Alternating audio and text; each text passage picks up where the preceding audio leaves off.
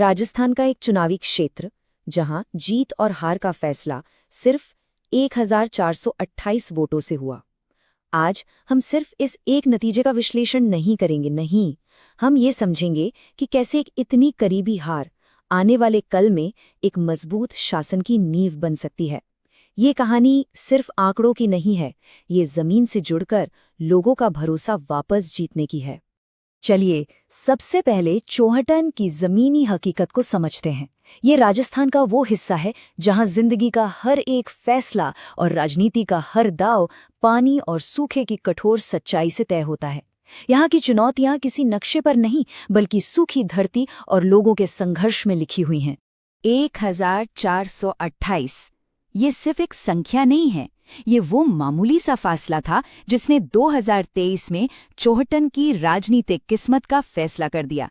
हमारा पूरा का पूरा विश्लेषण इसी एक निर्णायक आंकड़े के इर्द गिर्द घूमेगा। तो असली सवाल ये है कि क्या डेटा और एक सही रणनीति इतनी छोटी हार को भविष्य के एक बड़े जनादेश में बदल सकती है? ये पड़ताल इसी सवाल का जवाब ढूंढेगी। तो देखिए, हमारे विश्लेषण का सफर इन 6 पड़ावों से होकर गुजरेगा। हम चौहटन की जमीन की नब्ज से शुरू करेंगे, फिर हार के आंकड़ों को बारीकी से समझेंगे और आखिर में एक ऐसे 90 दिन के खाके तक पहुंचेंगे जो वापसी का एक साफ रास्ता दिखाता है। तो चलिए पहले पड़ाव से शुरू करते हैं, जमीन की नब्ज। देखिए, कोई भी रणनीति बनाने से पहले वहां के सामाजिक आर्थिक हालात और लोगों के रोजमर्रा के संघर्षों को समझना बेहद जरूरी होता है। चौहटन के लोगों के लिए ये सिर्फ चुनावी मुद्दे नहीं हैं, ये उनकी रोज की लड़ाई है। बार बार पड़ता सूखा, पानी की भयानक किल्लत और काम की तलाश में घर छोड़कर जाना, ये वो बुनियादी चिंताएं हैं जिसने 2030 के चुनावी समीकरणों पर सीधा असर डाला। और यहीं पर शासन की भूमिका आती है, हर नागरिक की गरिमा को बनाए रखने की, जो हमारे संवैधानिक मूल्यों का आधार है। उनकी बात को सुनना और जिम्मेदारी से अपनी बात रखना, यहीं से भरोसे की शुरुआत होती है। ठीक है, अब जमीन की हकीकत से आगे बढ़कर सीधे आंकड़ों की दुनिया में चलते हैं। क्यों हुआ, ये समझने से पहले ये जानना बहुत जरूरी है कि आखिर क्या हुआ। ये टेबल चौहटन के बदलते राजनीतिक मिजाज की पूरी कहानी कहती है। यहाँ के मतदाता किसी एक पार्टी से बंधे हुए नहीं हैं। देखिए, 2008 में कांग्रेस की बड़ी जीत, फिर 2013 में बीजेपी की तरफ एक तरफा झुकाव और 2018 में फिर से कांग्रेस की वापसी। ये पैटर्न साफ दिखाता है कि यहाँ बदलाव की हवा हमेशा चलती रहती है और 2023 का नतीजा दरअसल इसी कड़ी का एक हिस्सा था। अब इस चार्ट को जरा ध्यान से देखिए। 2018 और 2023 के बीच दोनों पार्टियों के वोट शेयर में बहुत मामूली सा बदलाव है। हाँ, कांग्रेस का वोट शेयर थोड़ा बढ़ा, पर बीजेपी का वोट शेयर उससे भी ज्यादा बढ़ गया। बस इसी छोटे से स्विंग ने वो 1428 वोटों का फासला पैदा कर दिया और नतीजा पूरी तरह बदल गया। और ये एक बहुत बहुत महत्वपूर्ण बिंदु है। चौहटन के लोगों ने बड़ी संख्या में वोट डाला। इसका मतलब साफ है कि हार का कारण लोगों की राजनीति से दूरी नहीं थी, बल्कि पार्टी का लोगों की असल प्राथमिकताओं से सही जुड़ाव न बना पाना था। समस्या उदासीनता की नहीं, जुड़ाव की थी। तो आंकड़ों का ये विश्लेषण हमें इस पूरी कहानी के सबसे अहम मोड़ पर ले आता है। आखिर वो क्या वजह थी कि कल्याणकारी योजनाओं पर आधारित एक पूरा मंच भी जीत पक्की नहीं कर सका। ये आज की राजनीति का एक बहुत बड़ा सबक है, कल्याणवाद की सीमाएं। इसका मतलब ये है कि आप लोगों को फायदे तो दे सकते हैं, लेकिन अगर उनकी बुनियादी ज़रूरतें जैसे पीने का साफ पानी या रोजगार पूरी नहीं हो रही हैं, तो वो फायदे वोट में बदलें, ये ज़रूरी नहीं है। कल्याण योजनाएं मरहम हो सकती हैं, लेकिन वो एक मजबूत संगठन और ज़मीनी जुड़ाव का विकल्प कभी नहीं बन सकती। देखिए, किसी भी चुनाव का नतीजा सिर्फ नीतियों पर निर्भर नहीं करता। सिक्के के 2 पहलू होते हैं। हमें पार्टी के अंदर की हलचल और बाहर के राजनीतिक माहौल दोनों को देखना होगा। यहाँ आप 2 तस्वीरें साफ साफ देख सकते हैं।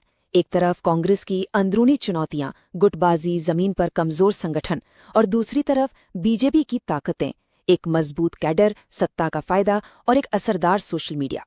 साफ है, ये लड़ाई सिर्फ नीतियों के बीच नहीं थी, ये दोनों के सांगठनिक ढांचे के बीच भी थी। अब तक हमने समस्या का निदान किया है, अब हम समाधान की तरफ बढ़ते हैं, एक ऐसी व्यापक रणनीति की ओर जो राजनीतिक वापसी का रास्ता दिखा सकती है। समाधान के इस रास्ते को हम चतुर्मुख सिद्धांत या एक 360 डिग्री रणनीति कह सकते हैं। इसका मूल विचार बहुत सरल है, राजनीति के हर मोर्चे पर एक साथ काम करना होगा। ये सिर्फ चुनाव के समय जागने की बात नहीं है, बल्कि हर दिन लगातार लोगों से जुड़े रहने की एक ठोस योजना है। इस रणनीति के 4 मजबूत स्तंभ हैं और चारों एक दूसरे से जुड़े हुए हैं। ये एक गाड़ी के 4 पहियों की तरह हैं। एक भी कमजोर हुआ तो गाड़ी आगे नहीं बढ़ेगी। पहला, चुनावी, यानी सीधे मतदाताओं तक पहुंचना। दूसरा, संगठनात्मक, मतलब जमीन पर पार्टी को फिर से मजबूत करना। तीसरा, कथा, यानी अपनी बात को असरदार तरीके से कहना। और चौथा, संसाधन, यानी हर तरह की तैयारी पक्की करना। तो ये सिद्धांत, ये बड़ी बड़ी बातें जमीन पर कैसे उतरेंगी? जवाब है एक ठोस समय सीमा वाली कार्य योजना में, एक 90 दिन का ब्लूप्रिंट। ये 90 दिन का प्लान एक रिश्ते को फिर से बनाने जैसा है। पहले 30 दिन सिर्फ सुनना और फौरन मदद पहुंचाना। अगले 30 दिन कल्याण योजनाओं को सही लोगों तक पहुंचाना और अपनी एक नई कहानी गढ़ना। और आखिरी 30 दिन संगठन को एकजुट करना और चुनाव के दिन के लिए तैयार रहना। तो जमीन पर असल में होगा क्या?